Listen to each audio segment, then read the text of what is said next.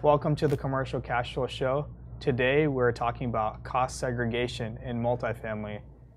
So stay tuned for this episode.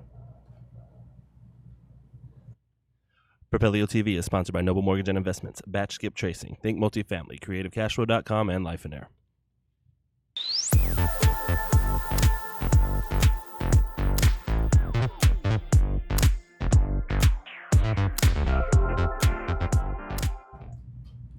All right, welcome back to the Commercial Cash Flow Show. I'm your host, Ronny Phillip with Kingly Acquisitions, here with my co-host, Kenny Wolfe with Wolfe Investments.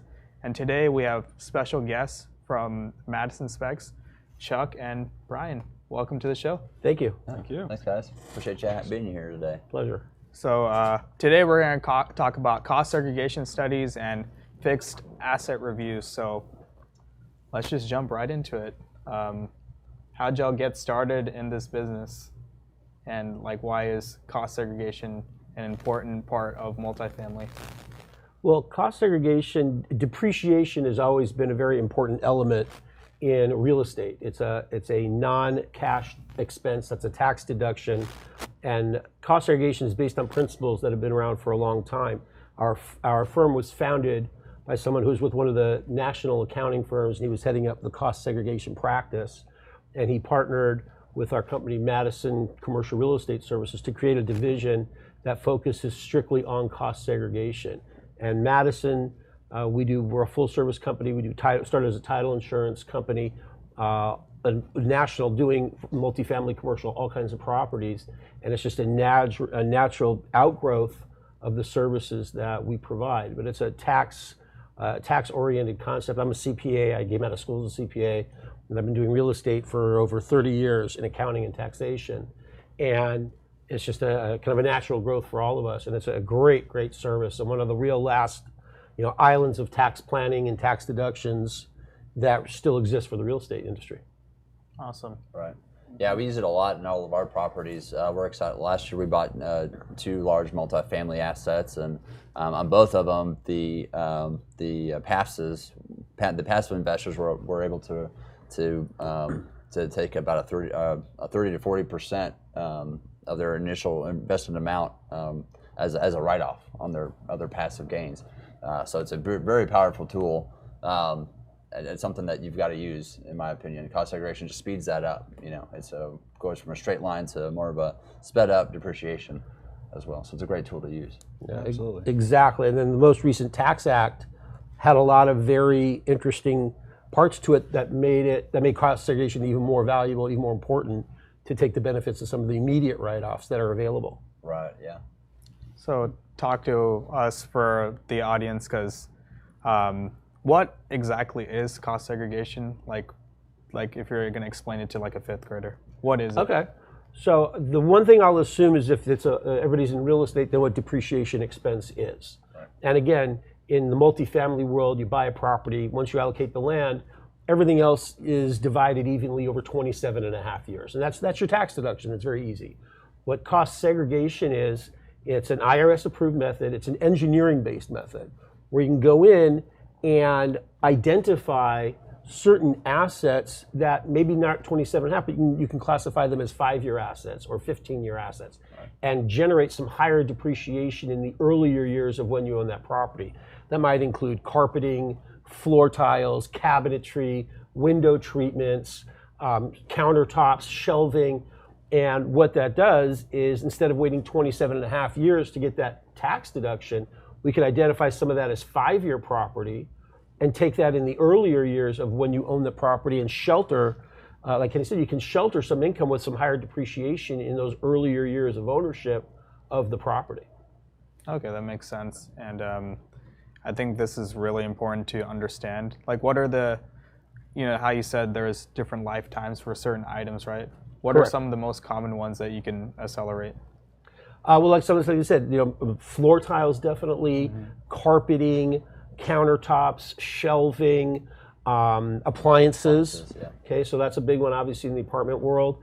What we see also in some of the more spread, we're on a national company, but focusing on some of the Texas kind of markets where you're very spread out and you have a lot of acreage, a lot of what's called land improvements. It might be the landscaped areas, the paved areas, your pool area, carports, exterior lighting.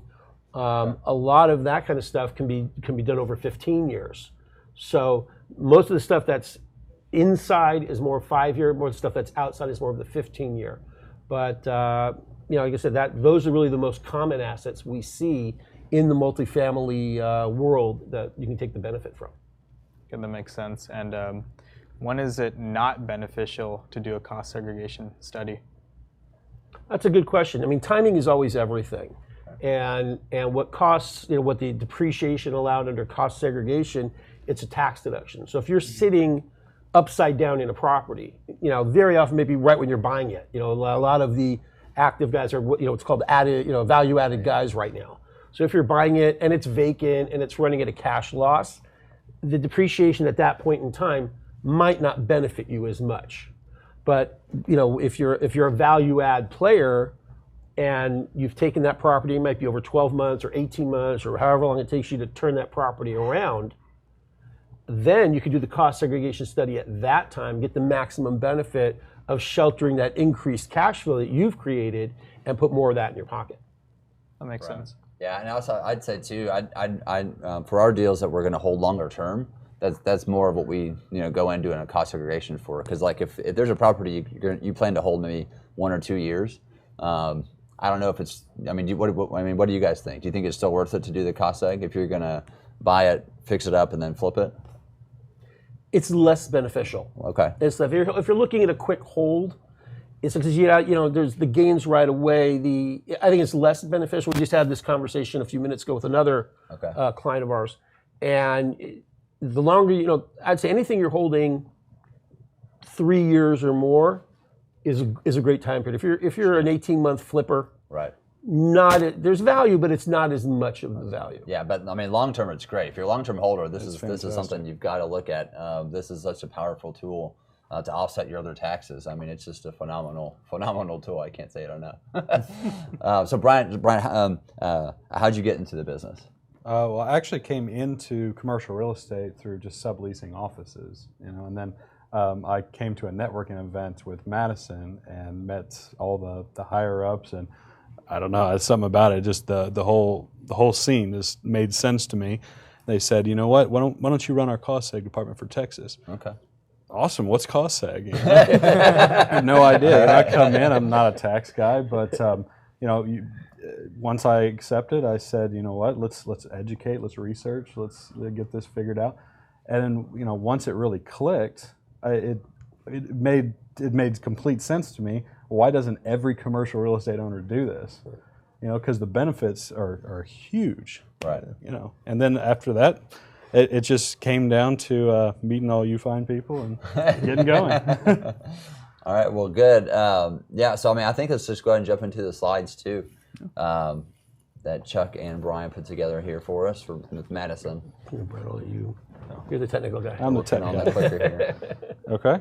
So and just kind of a quick recap. I mentioned it before, but last year we used Madison SPECs to do 2 of our cost seg studies. So someone who invested $100K in those deals got to write off $30 to $40K worth of passive gain on their other passive investments. So again, I can't say it enough. This is such a big, powerful tool. We already have Madison working on the 3 deals we've bought this year already. So cost seg is something that we're going to do for the long haul.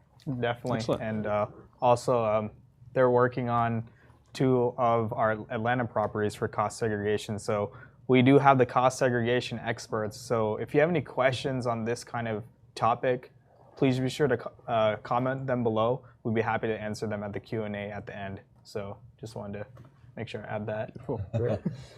All right. So cost segregation studies, when we talk about fixed assets, we're talking about the hard assets of the building, the structure and the assets inside. So that's all that means. Okay.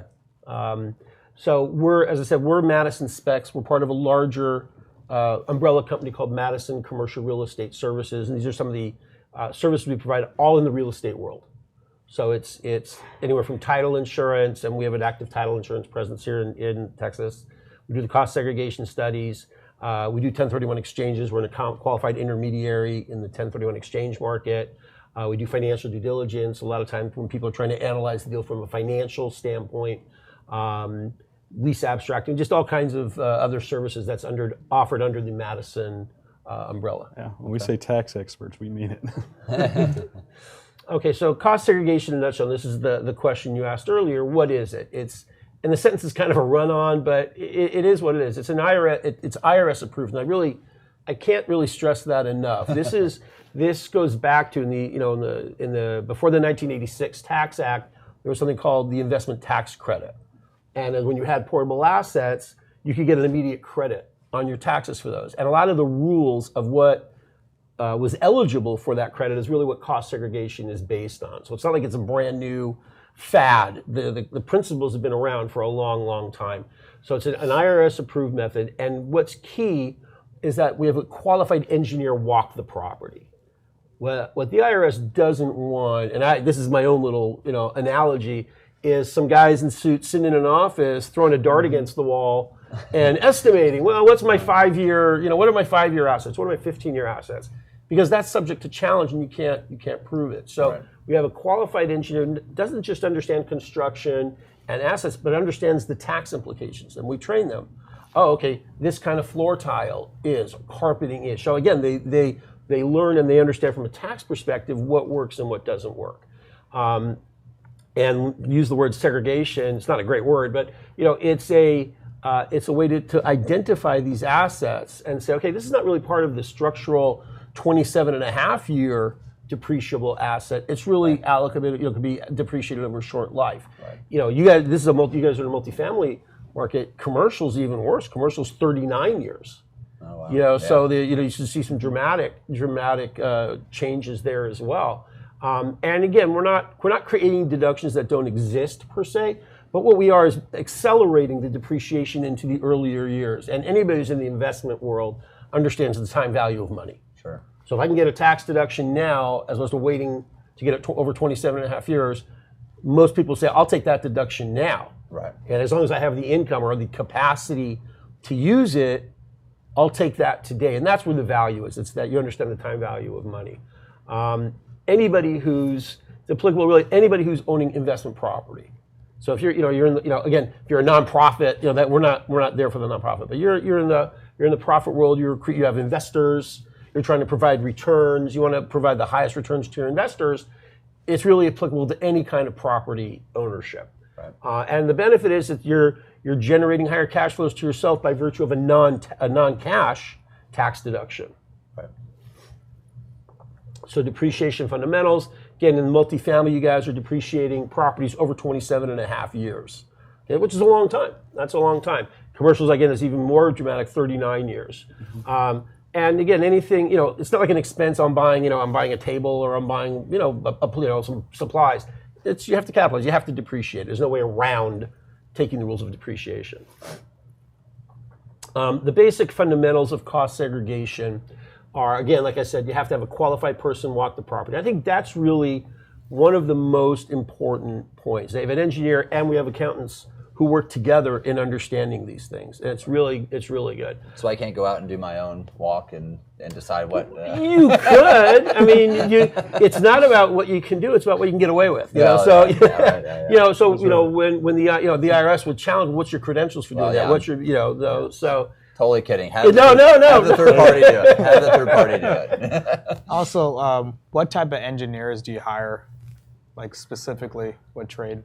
Anybody who's got almost any kind of engineering background. We have civil engineers. We have guys who've been around several years. We have former appraisers. Yeah, we have some appraisers. Okay. Yeah, so we have a pretty broad base, but they all understand construction and they understand real estate. That's really the key. Is they're in the real estate world. They're not computer engineers or automotive engineers. They're coming out of the construction real estate worlds. So again, going back to the fundamentals, we break out the components that can depreciate over a shorter life. Accelerate tax depreciation. That actually is a whole subject in itself. There's a couple of ways. We're not just creating the shorter life for the depreciation. You also can, even in a sense, front load it a little bit more using the depreciation methods available, or even bonus depreciation, which we'll talk about a little further, to create some real immediate benefits. And again, it's a non-cash tax deduction, which here's an expense that I'm not paying for, and yet I'm getting a tax deduction for Yeah, that's it. the best kind. So who can benefit from a cost segregation study? Anybody, any entity that owns real estate and pays taxes on that income. Right. So if someone wants to get started with the cost segregation study, what's that process like? When should they contact you for this cost segregation study? Is it before they go under contract? Is it after they close the deal? Or Probably after they close, because from a tax standpoint, it's based on your actual purchase price. Yep. Right. So you want to make sure you give them, you want to do it in the most efficient way possible. But you can do it at the point, anytime in the point in time after you close. You can even do it a couple of years later. We'll talk about that. You don't have to do it. It's not like, oh, I didn't do it when I bought it and the ship has sailed. There's the ability to go back in time and say, oh, had I done it, what would it have been? And do it at that point in time. But I think, the key, like I said earlier, is, once you close and once you're in a taxable income situation on your property, to really maximize the benefit of it. that makes sense. Right. Yeah. So when to do the cost segregation study? Again, you can do it on new acquisitions. So you're buying an existing property. If you're doing any new construction or renovation, and this has a lot of news on this lately, real hot topic. Okay. And the timing, if you did something within the past 8, 9, 10 years, there's no statutory limit. It's not like, if you did it more than 10 years ago, you're not eligible. If you bought a property 20 years ago that you're depreciating over 27 and a half years, you've depreciated most of it mostly. So the benefit of the cost segregation study is pretty minimal. So what we see is any time under 10 years, you're getting a lot of bang for the buck. Okay. In doing the cost segregation study at that time. All right. Nice. Okay, so catch-up depreciation or a look-back study. So this is really interesting. Let's say you bought a property maybe in 2014, and you didn't do the cost segregation study. And you say, you know what, I wish I had done it. I don't know about it. I would have done it. So great, we can go back and say, okay, what was the condition of the property in 2014? We do our study, and we do our allocations, and we say, okay, had in 2014 we done the study, this is what the depreciation would have been for the last 4 or 5 tax years versus what was actually taken. And you can take that difference and get one big deduction up front, and really get one catch it up. It's called the form is called the 3115 form. You're not filing amended tax returns, which is always a big no-no. Right. Nobody wants to do that. So you can kind of catch that all up at one time. I will say one thing also, especially if you're the value add guys, is it might make sense to do something right up front before you do your work. We can kind of see the condition of the property before you do the work, and depending on the timing of when you're doing your renovations. A lot of time people will do it, they'll have it operate for a while, then do the renovations maybe in phases. Then if sometimes on the front end, this might go back to your original question, on the front end to take a look at the property, what the condition of the property really was, then you can also do it again on the renovation work. So you can kind of get a couple of bites at the apple. Okay. And timing is everything. So it's all about the timing. But that's what this catch-up depreciation, this look-back study, here's a chance to really get, especially if you've turned the property around. Okay. You've been in it 3 years, you've been in it 4 years, you've brought your cash flows up, you brought your income up, and now here's a chance to provide a way of shelter for that income by virtue of doing the look-back study. Okay. Nice. Have you done any look-back studies on your deals? We have not done any look-back studies, so we probably need to talk after this show. We didn't look at that. We did last year. We did a deal. We bought it in 2017. We did not do a cost segregation in 2017 on that property, but we did in 2018. So we went back and we were able to capture some of that depreciation, which we would have gotten 17, but put it all on 18 down there. So we did do that last year. That's great. These are just some of the cases that justify and that we can stand on in the cost segregation. Some of these ones that are in the early 80s are some of those cases relating to the investment tax credit and the definition of asset, and that in Hospital Corporation of Americas, that's a big one. That was a big one that really helped to define this personal property and what we can qualify as the 5-year kind of property. Okay. So again, most of your setups, especially in real estate and multifamily, are in LLC kind of formats, which is taxed as a partnership. Right. So a lot of these, taxable issues. Now, 754 step up, you guys might have seen that. It's very interesting. Let's say you're in a partnership and one partner might want to sell and the others don't. So he sells his interest. So he'll sell his interest not on the cost value. He'll sell, he sells his interest on what it's worth at the time, which is usually more than his book capital in the company. So the person who comes in, the new partner who buys that interest, we can do a cost segregation on the property. He can allocate to his portion and help generate, because he's paying a premium of what the original investors were in the deal. He can get some additional depreciation on that. That's what a 754 basis step up is. Okay. 1031 exchanges, that's a whole nother tax strategy, in which, in a nutshell, is you buy a property, you sell it. As long as you purchase a property within a certain period of time, you can defer the gain on the sale of the property until you sell the property down the road. So you're maximizing the capital and equity you have without paying tax on it, moving it forward. And there's some interesting interplays between cost segregation and 1031 property to even maximize those benefits even further. Right. Tenancy in common. A lot of times this relates to 1031 exchanges because as opposed to maybe you guys setting up an LLC where you all own the LLC owns the property, you might say, I'm going to go in as a tenant in common because I'm exchanging out of another property, so I can't go into a partnership interest, but I can go into the real estate. So you can still do a cost segregation study on a tenant in common situation. Everybody just picks up their share. Okay. As opposed to the LLC picking up its share and splitting it amongst the partners in the K1, they pick up their share directly. We'll issue 2 reports to each of the owners of the tenant in common interest. Sure, tax issues placed in service days, those are just issues relating to depreciation that you have to be conscious of when you're calculating the benefit of the expense. Right.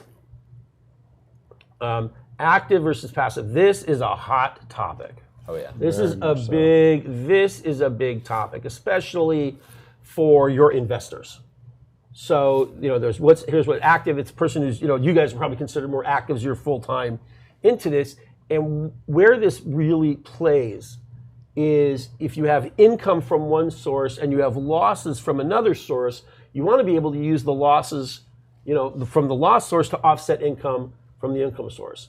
And the IRS is obviously very savvy to this, and they've created these distinctions of active and passive.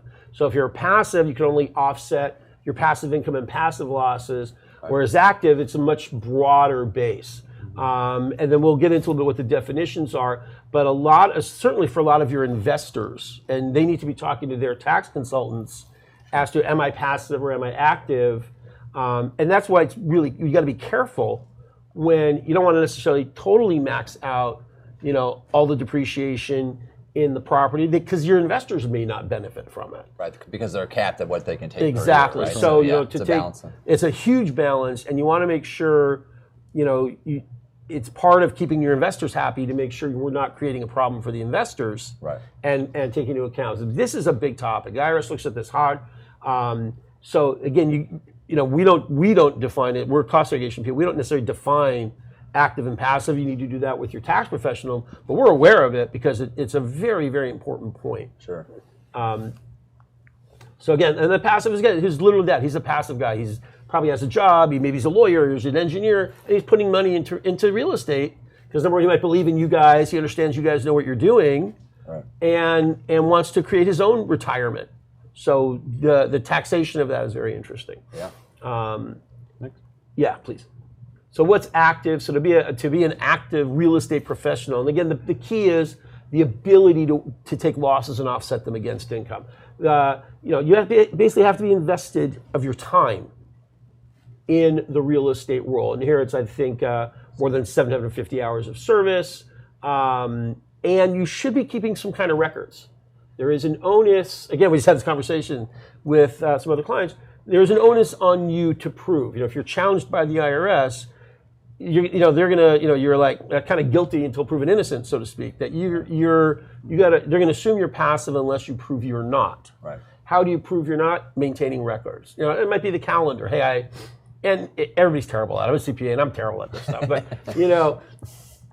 to just keep those records I went out to this property, or I know I flew out. You mentioned you might go into other cities to look at properties. Are you spending time on management? Are you spending time on billing, or dealing with your contractors? Whatever it is you're doing, try and keep some kind of contemporaneous records to help you meet the definition of the active real estate professional. It's really, really important. Where it becomes interesting, let's say you're a broker. Okay, you're a real estate broker, so your time is in real estate. You have to have some kind of equity ownership in that company in order to let that benefit you and become an active real estate guy. Okay. So now let's say you're passive. I think it's the next slide. Let's say you're passive. It's not all bad news, right? So if you're passive, certainly your passive losses can offset your passive income, which is great. If you have more losses than income, depending on your adjusted gross income, your filing status, et cetera, you still can get some additional losses to offset some of your other income. And that's going to be really case by case. And people need to check with their tax preparers and their tax professionals. But it's not all bad news by being passive. You still have some benefit. And whatever losses you don't use, you can roll forward to future years. So it's not like it's gone forever. You can roll it forward to future years to offset future passive income that might arise. Right. So it's such a big tool for the passives in our deals, and I know for Ronny as well. So, and that's something that we all need to keep in mind. Is it matters how much you make, but also matters probably more how much you keep. Exactly. So you want to keep that money for yourself if you can, you and your family. Guys, we're going to go to a quick break real quick. When we'll come back, we'll jump right back into cost segregation, how important it is for you and your family. So start typing away questions there in the comment box, and we'll be right back. Thanks.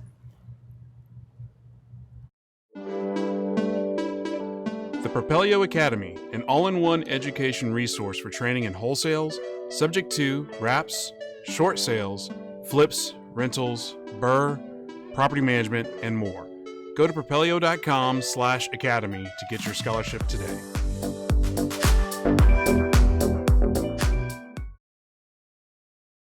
Propelio.com. What does Propelio offer? Lead generating websites, access to true MLS comps, off-market lead lists, and deal alerts. Get them all today at propelio.com.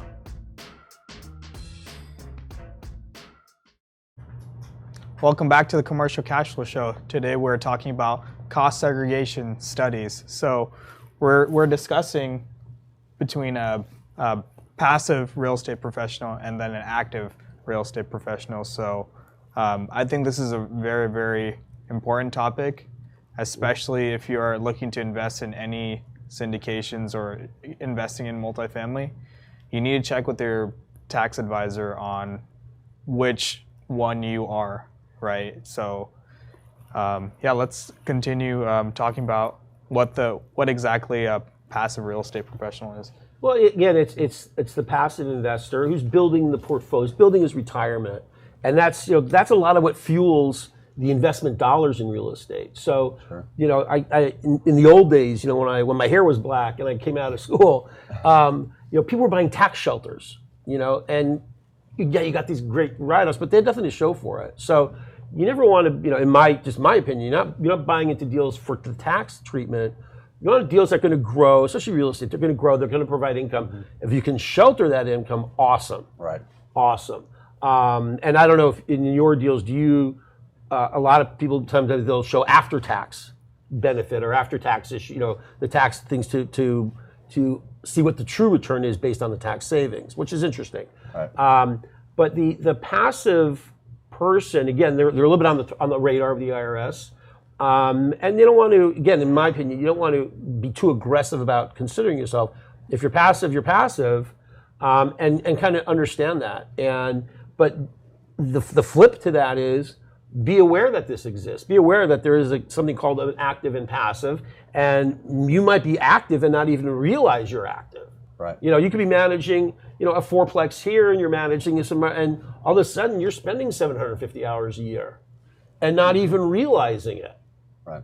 So be aware that this exists. See what you can do to maximize the benefit to you, and talk to your tax professional to see what category you're falling into. I'd really suggest finding a good CPA that's really focused on real estate. If you're going to invest in real estate, not all CPAs understand the full scope of real estate and the full picture. So, I mean, I've talked to a lot of folks that they didn't have the right CPA, and I was telling them, I've heard other CPAs say something totally different.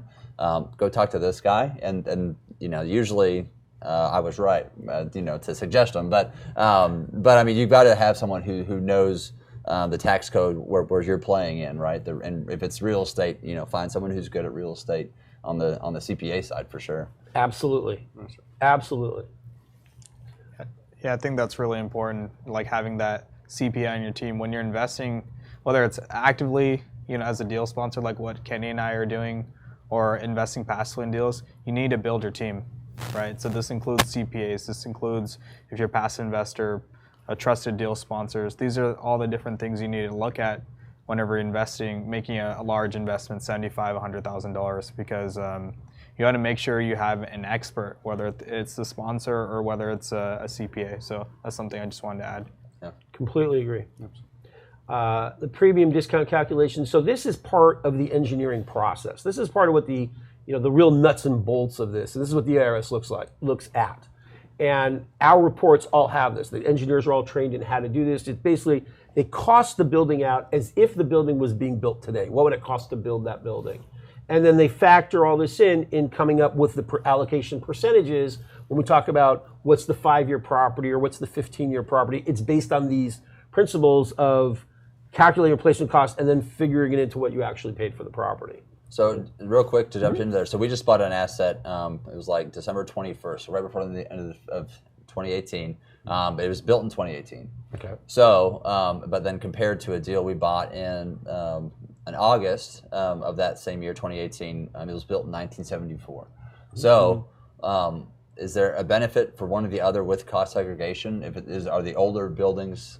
Is there more to write off on the older buildings as opposed to the newer buildings, or is there a difference? Not necessarily. It's just the factors. A lot of times when you're comparing it, it's what would be this replacement cost versus what you actually paid for the property. Right. So if you're buying a new building, those numbers are going to be pretty close. Right. If you're buying an older building, there's going to be a little bit of a discrepancy, and that's where we talk about obsolescence or what's the remaining asset life. So I don't think there's a one that's benefit over the other, but it's just based on the principles to justify these allocations. It starts at that replacement cost principle to go there, and then you compare it to what you paid. Sometimes there's massive discrepancies. That's what when we talk about premium or discount, the cost to build it, even taking into account the remaining useful life versus what you actually paid. There could be a gigantic disconnect, or that might be. So we have to factor that in coming up with our percentages in order to justify those percentages to the Internal Revenue Service. And our reports have pages and pages of the engineering calculations in right. Okay, cool. Okay, so asset obsolescence. This is the engineer's real focus, as they look at this asset and they say, what's its realistic useful? You're buying a brand new building with brand new carpets. That's a 5-year asset. It's probably got 5 years left on it. Right. You're buying a 12-year-old building and the carpet hasn't been replaced for 7 years. Its useful life's a lot less. And this is what they call the premium and discount calculations. All of these things they factor in. Why is this important? Because this is what the IRS wants. Okay. So the IRS, the revenue procedure 8750. The IRS has given us the guidelines, and what they want to see is that people are following the guidelines. And that's why you say even if it's a CPA, a lot of times, again, when people who are making estimates don't properly factor these things in.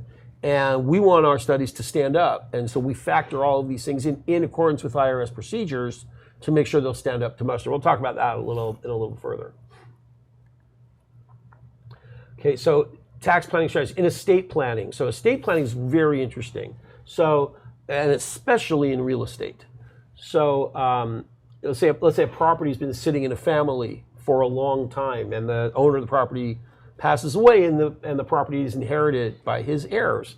Well, there's something called a step up in basis, that the value of that property jumps up to the market value at either the date of death or 6 months after, and you can start the depreciation all over again. So you might have a property that your grandfather bought for $50,000 30 years ago. It's now worth $2 million. So that property now comes to you as the heirs. It's worth $2 million. We can do a cost segregation study on that because cash flows are obviously higher, and create, again, some tax shelter, even if the property's been in the family. So it's tax planning, a cost segregation as a tax planning strategy helps in estate planning situations. And that's, you mentioned about the professionals, you want to be dealing with lawyers also to make sure your estate plan is in, that might be with living trusts and all that other stuff to avoid probate, to make sure that your heirs are keeping everything that you're building. Right. And so for the heirs, this is a strategy available that, I've owned my property for 30 years, I can't really do anything. From a cost segregation, you'd be surprised from an estate planning, aspect. Right, and so I was talking to my CPA in January, went out for lunch and everything, and I was telling him, so basically we kind of were going over this whole depreciation and me taking a lot of it early on, and I was telling him, so basically I'm on a treadmill for life to buy real estate, and he said, I've never heard it that way, but yes, you're right. It's because every time we sell a property, if we have a new property we've bought, we can take depreciation off that gain, and it offsets that. Well, so basically, I'm just keep kicking this tax liability down the road, until so it's bigger and bigger and bigger. But once I expire, pass, whatever you want to say it, once that happens, that tax liability is wiped out because the heirs' basis are brought up to my debt. Yeah. So that's another big estate tax planning thing too. Is you want to buy real estate till you die is really what you want to do. So. That's very true. That's very true. And there have been changes in the estate tax laws. That's not the scope of this, but it used to be that you got taxed at the estate value. Because you had the step up, you paid the estate tax on that.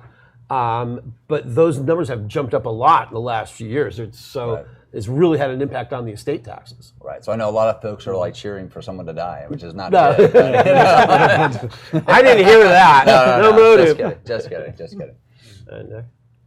Okay, so this is now we're in current events time. Okay. So there was the big tax act that was passed in the end of 2017. The full impacts we're not really seeing till right now. Right. So the tax act was passed in late 17.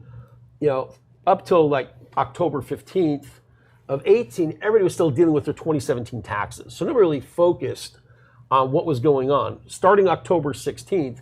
Everybody was like, okay, I better see what's going on. So, in the last really 5-6 months, the IRS has issued at least 2, maybe even 3 sets of regulations to clarify certain ambiguities from the Tax Act. And there's been a lot of really important points out of the Tax Act relating to depreciation, of which cost segregation can be a key component.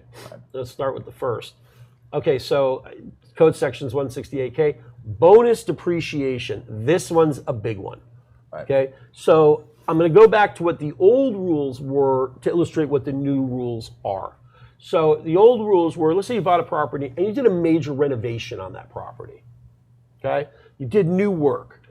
In order to spur investment, they wanted to use the tax code to give you guys some incentives as developers. Okay, if I invest this property, I can get some bonus depreciation. What does that mean? I can write, the old rules are, you could take a write-off for, what was the 5-year and 15-year property, identify that through a cost segregation study, and get an immediate write-off for 50%. So let's say you had $1 million of property that qualified, you can immediately take a $500,000 cash or tax deduction for that work.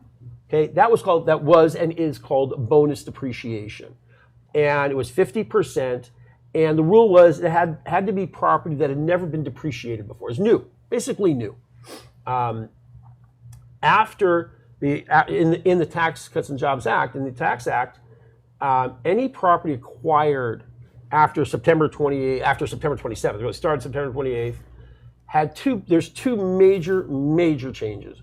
First of all, used property now qualifies. So if you bought an apartment building, do a cost segregation study. We've identified, 20%, 15% as 5-year or 15-year property. It's now eligible for bonus depreciation where it was not eligible for it before. Right. So that's change number 1. Change number 2 is when we talked about that 50%, jump to 100. Okay, so you identify property. we identify the 5-year property, we identify the 15-year, you can deduct 100% of that. And where the cost segregation study comes into play, it helps you justify those numbers. Right. You know, you take a big depreciation deduction, it might get somebody's attention somewhere, you know? So if the IRS comes in and looks at, yeah, well, you know, under the bonus rules, we're allowed to do it, and under the cost segregation principles, we've identified it. And so it really covers those exposures and is a huge, huge benefit to real estate owners from this tax act.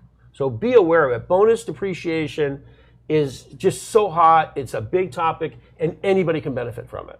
Yeah, especially now that it can be on used buildings. I mean, that's opens an the whole amazing, thing up. right? That's phenomenal. That's a great tool, guys. Yeah. So in summary, again, the used property now qualifies. Big one. The key is September 20th. If you closed after September 20th, and be aware, property has to be acquired and placed in service, and you also have to look at your contract dates. Okay. So you know, if you went under contract before but acquired it after, it's really great. You probably shouldn't. So as long as I would say to be safe, when it's your contract date and closing are after September 27th, then you're good to go. Okay. And again, the bonus now, you can still do 50. You basically have 3 options. You can do 100% bonus, you can do 50% bonus, or you can do no bonus. Right. Okay? And I think, I'll talk about this a little later, you got to look at your situation to see what benefits you. And there's some other things that fall in line as to dealing with this. Right. But there are options available. The wording is, and if anybody who prepares their own taxes, why would you do that? But anyway. Be really careful because you're forced to, the way the form is, you have to use bonus unless you elect out, unless you choose not to do it. So it requires, so be careful because you may inadvertently put yourself in a situation that doesn't maximize your tax benefits. So just be careful about that. And again, talk to your tax preparers about making the proper election. They're going to be on top of it. This is a big thing about making proper elections on the bonus issue. But you want to understand what's going on in your world and your investments. You should be aware of this issue. Yeah, for sure. Next.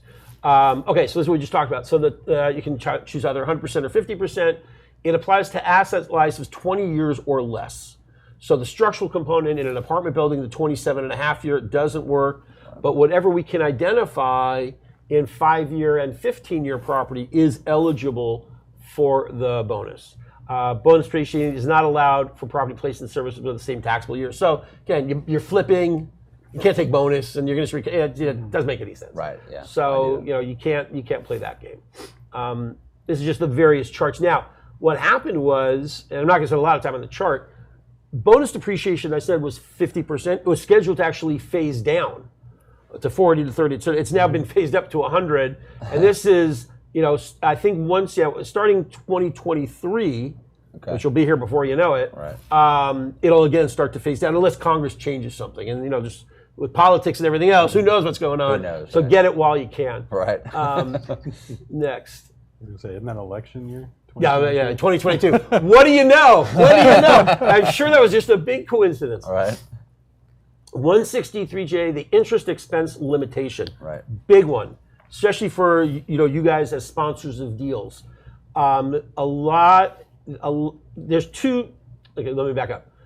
In the new Tax Act, they put limitations on how much interest expense you can deduct in any business, real estate or anything else. Right. So you have to be careful of that. In the real estate world, you have a choice. You can say, you know what? I don't want this interest expense limitation to apply to me, to my deal. If you do that, you can, but it impacts your depreciation choices. Right. So when we talked about 27.5-year property and 39-year property, instead 27.5-year property gets depreciated over 30 years, 39-year property gets depreciated to 40 years. I would just also point out 27.5 property used to get depreciated over 40. So one of the changes was they made a little bit more parity to make the 27.5 year 30 and the 39 to 40. So you have to depreciate it over a little bit longer time, and you'll do your calculations to what benefits you most, in the deal. You say I may want to benefit from a higher interest expense and limit my depreciation. So we can work on that. Where also it's affecting, deal sponsors is if you're allocating a certain percentages to limited partners. And I forget what the percentages are. But you got, again, check with the tax bill, watch your percentage because you might be deemed for this purpose, like a tax shelter, or that you might not have the ability to elect out, or you might be forced to elect out. So look into this. That's why I say check with your tax advisors. There's a few. First of all, there's still regulations coming out on this. I think there was something last week I heard came out on this, and you don't necessarily want to be in this position, but you might be in it without realizing it. And you want to know, okay, am I in this interest expense limit situation? And now, if I am, what are my options? Okay, in real estate, if you're in a business, you have no options. You're done. Okay, in real estate, you have options. Okay, well, great. I'll have a limit apply. I'll elect out of being limited, but I have to deal with it in my depreciation. Right. Yeah. So we had this conversation with our CPA. We were going back property through property, and okay, is this going to be a long-term hold, or when do you think you're going to sell this? Because it really mattered if we're going to take the 100, the 50%, because it was going to impact how much interest expense we could take too. So we had that conversation through every single property that we own. What's the game plan? What's the projected hold period? Because that was something to keep to keep in mind on how you elected how much bonus depreciation to take. 100%. So the longer term ones, we thought, well, let's not take the 100, maybe the 50. I completely agree. So I think there's a lot of sense to that strategy. But definitely talk to your CPA. I mean, this is something that you've got to understand, not just like at a high level. You've got to know, have a feeling as to when you're going to sell this property, because that's going to maximize your tax benefit. I couldn't agree more. I give you credit for doing that. A lot of people are sticking their heads in the sand, and they're waiting for their CPAs to tell them, by the way, you've got a problem. So I give you credit. Don't do that. for being proactive on that. So again, if does this apply to you? Check with the tax advisor. The impacts, if it does, is the higher the longer depreciation life, which is shorter depreciation expense. Right. Can you elect out? And then the ADS that's the alternative depreciation system, where that's the longer life. Okay, so this is also brand new. So these interest expense limitations are brand new. This is also this 199A deduction. This is very cool. The reason this exists is there was a massive change to corporate tax rates. And I mean, they went, I forget the rates, I apologize, but they went like from 33% to 21%. There were some very drastic changes in the corporate tax rates. And people were reassessing what's my proper ownership structure. Again, real estate's vast majority is held in an LLC partnership kind of structure.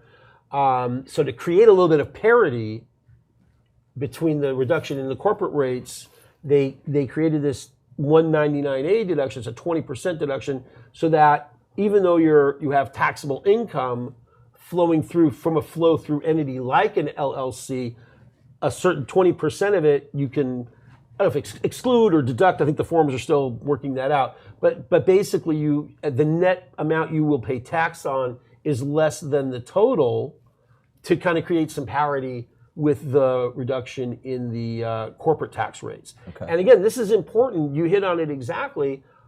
Do I want to go 100% bonus on everything? Well, maybe not, because you still have a little benefit from this 20% deduction. You might lose the benefit from it. So you got to be strategic.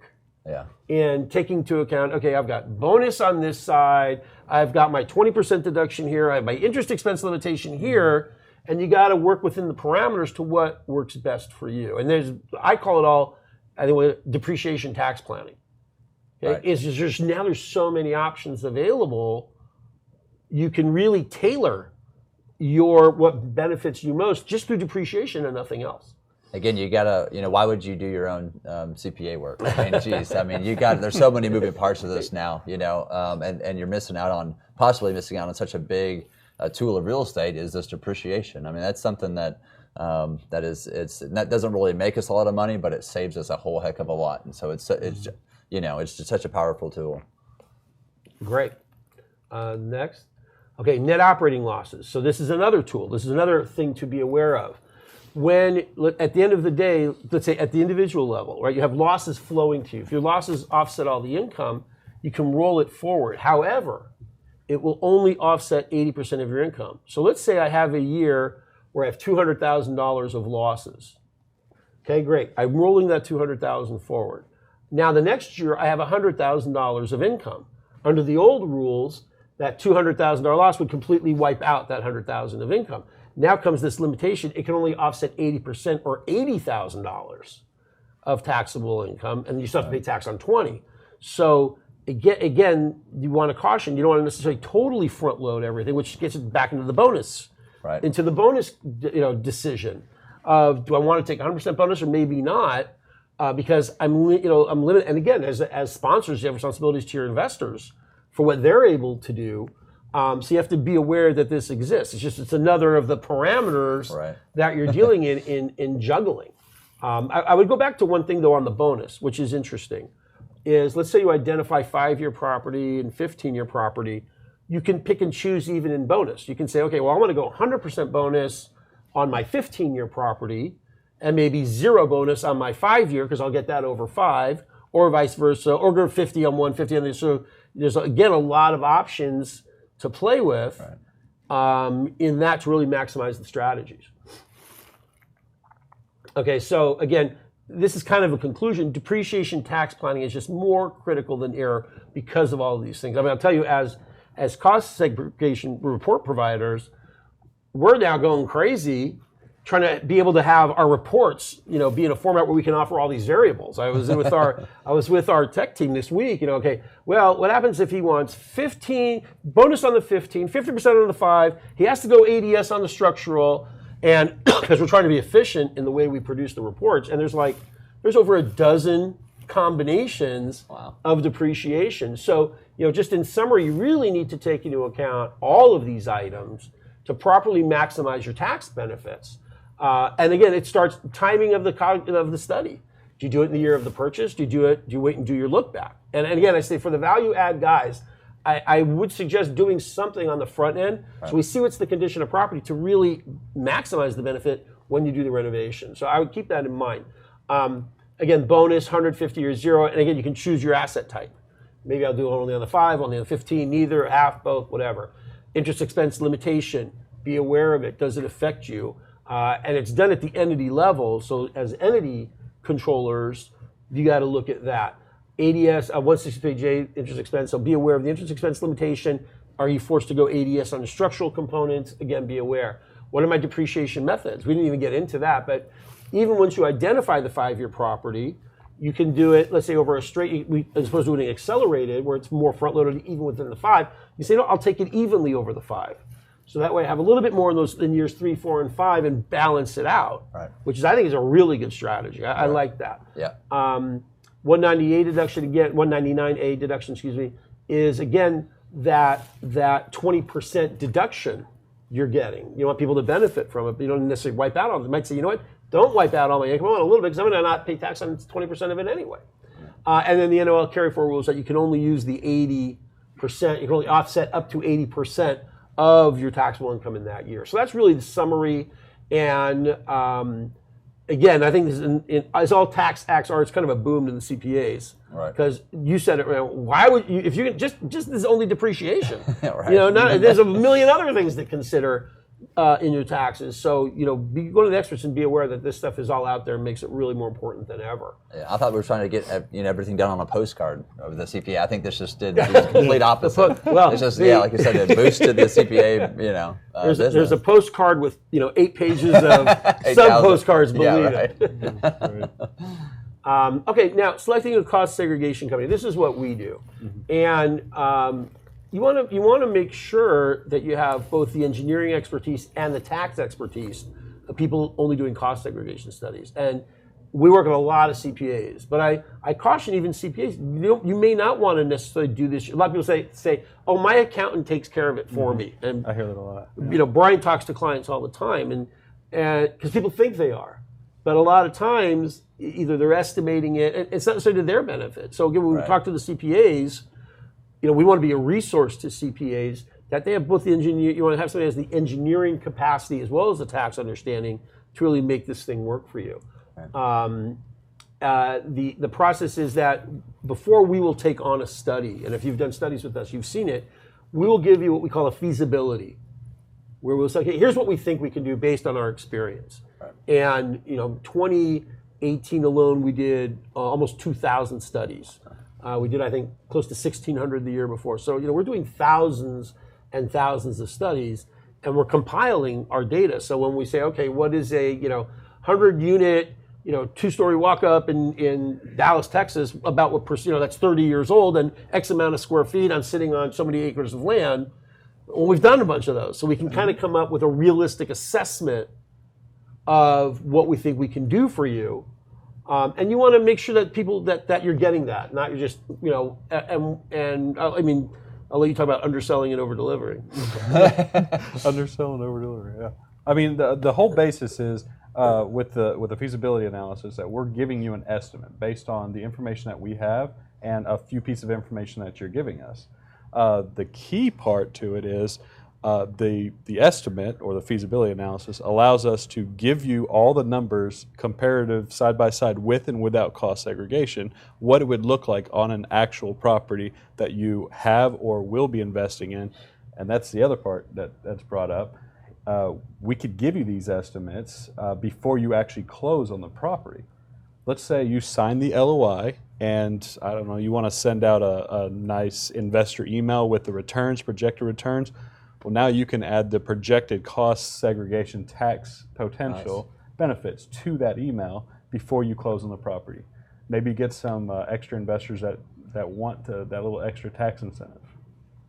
Right. Yeah. I mean, I think it's highly important to get someone who's specialized in the space of what you want, especially if it marries accounting and engineering. Those typically don't go together, But I mean, it's something where you want someone who's specialized in that because that's a big deal. You've got to have the backing of the engineer who knows the materials and buildings aspect, and you also have to know the accounting side, of how to crunch the numbers correctly and all that stuff too. So, you want someone specialized in this space. If you're picking up the H&R Block accountant, his CPA, he's probably not going to, if he's a CPA, probably not going to be able to do this kind of stuff. So specialized, in my opinion, is way better. That's right. I completely agree.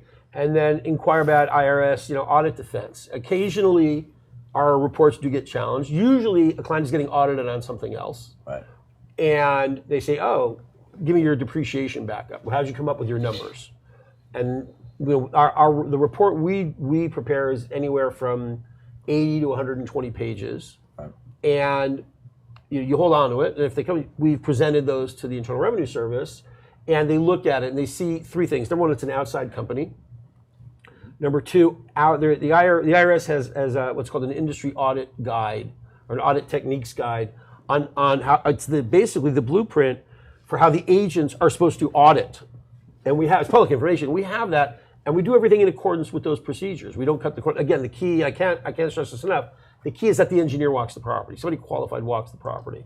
Right. They say, okay, here's an outside company. They're doing it in our procedures, and our fee structure is we're not percentage.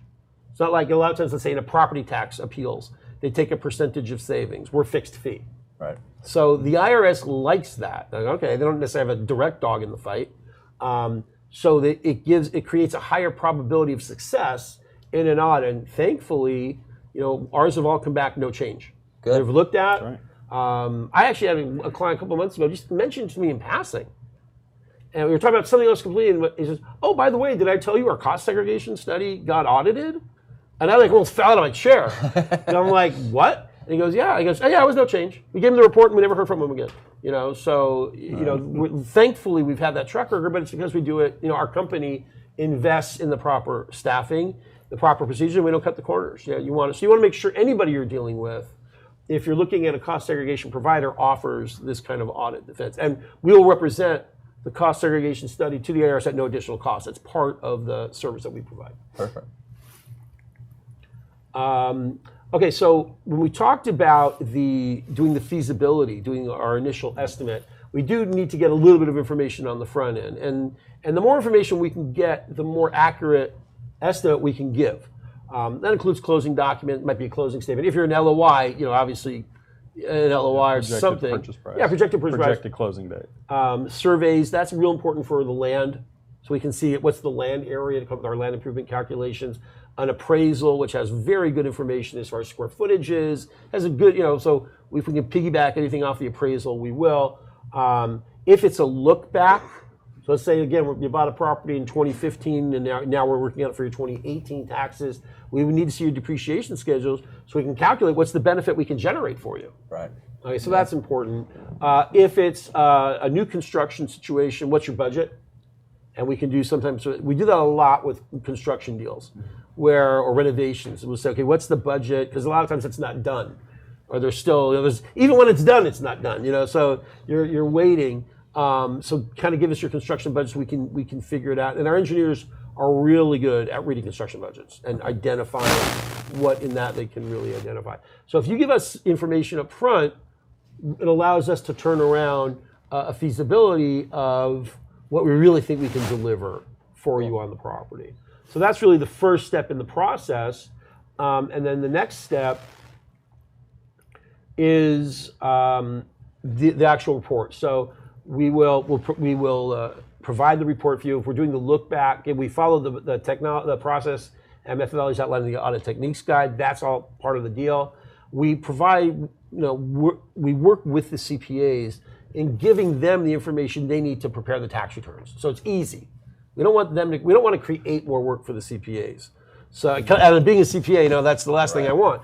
So we want to be able to provide them information they can use real quickly in preparing, because when you're preparing a tax return, there's a lot going on there, not just depreciation. So we want to make this as easy as possible. So we have a very information-friendly flow of information. If we're doing the look-backs, we will complete the forms for the CPA. We'll give you everything you need for that. And we work with our CPAs in making sure the knowledge that anything they can be up to date on this kind of stuff, they are. So again, in closing, the cost segregation study, it does create an income tax benefit for any investment property, or any properties you're paying income taxes on. And I think it's a highly useful tool, and if you plan your depreciation properly, can really maximize a lot of benefit. I think that's it. Cool. That's it. All right. Hey guys, we're going to go to a break real quick. We'll be back in a little bit for question and answer. So get those questions coming in, and we're right back.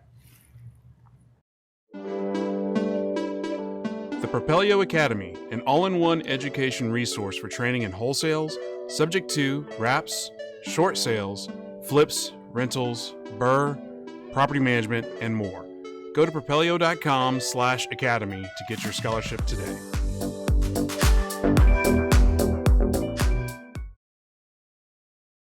Propelio.com. What does Propelio offer? Lead generating websites, access to true MLS comps, off-market lead lists, and deal alerts. Get them all today at Propelio.com.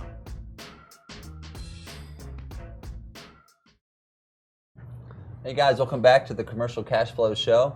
We've got Chuck and Brian here with the Madison SPECs. Ronny is over there in the other seat as well. So we're about to answer some questions here. They're bringing them up as we talk. But while he's doing that, cost segregation is a big tool. We always talk about the 4 tools of multifamily, cash flow, principal pay down, depreciation. The 4th is a big one, is the depreciation. Because again, we get to keep the majority of what we make from the first 3 because of depreciation. So cost segregation speeds that up. And so that allows us to offset other passive gains, not just of ourselves, the deal sponsors put them together, but also that's passed on through our K1s to our investors, shows up on their item. They can write that off of their other passive gains.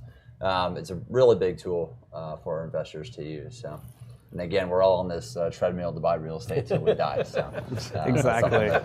That's something we got to do. So here's a question from Carrie. It says, "Do you invest in opportunity zones?" I do not. As that's a broad rule of thumb. I was on a panel in Long Beach this weekend, and this came up. This question came up. Opportunity zones is the hot new word, right? So opportunity zones are interesting because what they're trying to do is to bring life back to these kind of more rundown sections of the city, right? Is what they're trying to do. So on the panel, what I said is, typically I don't really like the deals because the deal has to make sense as an investment. before you do some kind of tax advantage. So that should be a benefit, not the reason why you do something, right? So I mean, on a real high level, opportunity zones is I'm thinking of South Dallas, Oak Cliff is where I'm thinking of in my mind right now, near Fair Park. Yeah. That's definitely an opportunity zone, right? They're expanding it a little bit more Deep Ellum Fair Park. Yeah. So I mean, so that's a section of town that's pretty rough. You got a lot of check cashing places on the corners. You got so it's really at night you probably don't want to be there. So think about this: if you buy a $3 million property, and let's just make it easy, $1 million of that value is the land, $2 million is the building. You've got to invest another $2 million into that property within 12 months or so into that property. Okay, so that's doable. We can spend money on rehab. That's fine. That's no big deal, right? But it's a matter of who's going to live there.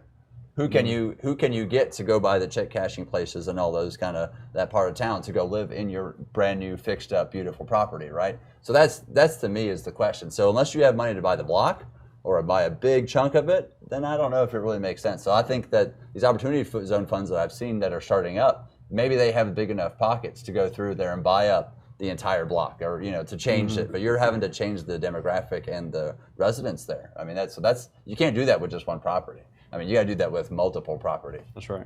So that's my 2 cents on that. I think opportunity zones, there's a lot of gray areas too. I mean, there's still a lot of clarification. So that's something. Don't invest into something that you're not clear on. So that's something I would like to add for opportunity zones. Yeah. And do your due diligence, do your research. If you're going to invest into an opportunity zone fund, what areas are they investing in? Different things like that. Right. If you're able to drive the areas, like say it's here local in Texas, I would recommend you go and drive the area and see what are the up and coming spots. Because like 10 years ago, Oak Cliff was the hood, right? And now it's like Bishop Arts, or it's like the hot spot now. So that is starting to change. You know, so it's like, is there a trend there or not, or are they the new sheriff in town trying to change everything, right? Right. So I would tend to stay away from trying to be the first guy on the block to do everything. I'd like to be the second or third, just in my opinion. It's better to be a you don't want to be a pioneer. You want to be a settler, right? That's the best way to do that. So. All right, from Greg, we got another question. How long do you have to hold onto a property to do a 1031 exchange? So these are a lot of CPA questions. I should do the asterisks here. We are not CPAs except for Chuck. But anyways, but so on a 1031, I mean, I've been told it has to be over 12 months of ownership. That's what I've been told by a CPA. But again, I'm not a CPA, so I think that's I think that's correct. There's at least 12 months of holding it. You want to can't be flipping it. Right. And so because you have to have the intent also too. It's something about intent too. So you have the intent to hold it for a long time. But if you happen to sell it, it also has to be held for investment. Right. So you have to be. I think a big thing is you're renting it out. You buy the property, and you're renting it out. And let's not so your world, but let's say condo developers, right? So you buy a tract, you're building condo units, and you're selling them out one by one. Well, you're like really a retailer. Condos are inventory; they're not an investment. So taking that as kind of the example, if you're buying a property and renting it out, you're really renting it out, and then you sell it. I think definitely 12 months. I think the rule is the longer the better, but not less than 12 months. Right. Yeah. Awesome. So any final thoughts? Again, I think like you said, be proactive in your tax planning. Be proactive in what's your situation. If you're a deal sponsor, keep into account all these things. Watch out for the 163J, the interest expense limitation. Right. And take an active role. Again, you can do a lot of tax planning only with depreciation, not with anything else, and really maximize your situation. Awesome. Sure. And what's the best way for people to reach y'all? This man right here. The intermediary. You can call me, email me. I'm boots on the ground in Dallas, Fort Worth. I can, we have offices in Houston, all Eastern Seaboard, Western Seaboard. I mean, you name it, we'll be there. All right. Is there an email or a phone number or? Oh yeah, website? yeah, absolutely. Phone number 214-983-0862. Email address is bbigham, BBIGHAM @madisonspecs.com. Awesome. And Kenny, how can people reach you? Yeah, guys. So we're at Wolfe with an e-investments.com. You can find us on Facebook, LinkedIn, YouTube.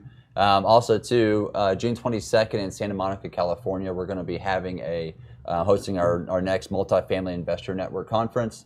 About 200 to 300 folks who's probably going to show up. We've got guest speakers like Neil Bawa, Rod Cleef, Gene Trowbridge going to be there. And it's just education and networking. That's it, based on multifamily. They're at the Santa Monica, the Marina Del Rey, the Marriott there. So definitely come out, check it out. Website is mfinvestornetwork.com. Hope to see you there. Awesome. And yeah, be sure to check out Kenny's events. I've been to them, and it's absolutely phenomenal. So make sure you check it out. We'll put the link to his event in the description. Also, another event is May 14th in Grapevine, the Palace, the big Propelio meetup. So this is a free Chick-fil-A open bar, and you get to meet with the top real estate guys, in the area. And people are starting to travel from all over the place too now. So how many people are expected to come to this? About 600 right now. About 600 people. So you definitely don't want to miss this. It's on a Tuesday night. Starts at 5, right? Yes, 5:30 to about 10. And an open Yeah, bar. 5 to 10. So definitely come out there. We'll be there. And best way to reach me, I'm Ronny Phillip with Kingly Acquisitions. We're a real estate investment firm that focuses on acquiring value-add apartment buildings. Best way to reach me is Ronny@KinglyAcquisitions.com. You can also send me a friend request and message me as well. Happy to talk about anything multifamily investing. If you're looking to invest passively in apartment buildings, please reach out to me. Would love to help you out. And please keep the comments flowing. We'll be able to answer your questions even through the replay. So we encourage your questions. We want to be able to help you understand these kind of topics. And let us know what type of topics you want us to talk about next. We're constantly booking shows. We want your feedback as well. So thanks so much for tuning into this episode of the Commercial Cash Flow Show. If y'all haven't checked out Propelio.com, the best real estate investment software, you can go to Propelio.com and sign up for a free trial. And that's it for this episode of the Commercial Cash Flow Show. And if you're watching this video, make sure you give us a thumbs up wherever you're watching. Leave us some questions and comments. And be sure to share this with your friends if you find this valuable. And see you next week. Take care. Propelio TV is sponsored by Noble Mortgage and Investments, Batch Skip Tracing, Think Multifamily, CreativeCashflow.com, and Lifeonaire. Hey everybody, I'm Ryan with Propelio. If you like what you saw, please subscribe. Turn on those notifications and stick around for more. We have tons of content like this all over our channel. So if you want to learn more about real estate investing, stick around, watch Propelio TV, and we'll see you later.